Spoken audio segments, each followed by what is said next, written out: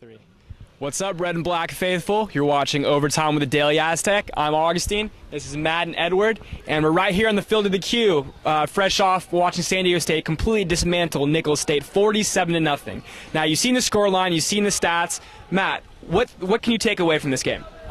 You really can't take away too much from this game at all.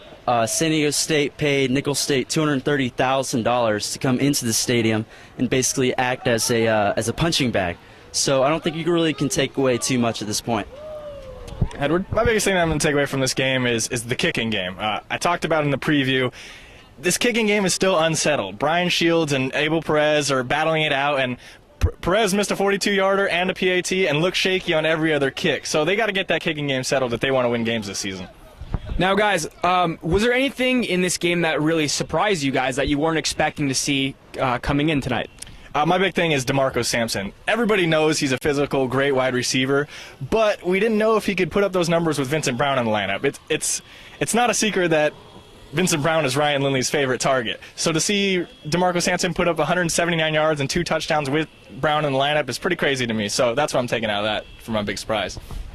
I think anytime you shut out an opponent, it's impressive, even if it is Nicholls State. So I think that's surprising. Also, another surprise for me was I never heard Andrew Preston's name come over the intercom, and I expected him to play a big part in this defense, and he just wasn't really there on the tackles tonight. Yes, sir. There you have it. You've heard what we had to say. Guys, is there any last parting thoughts?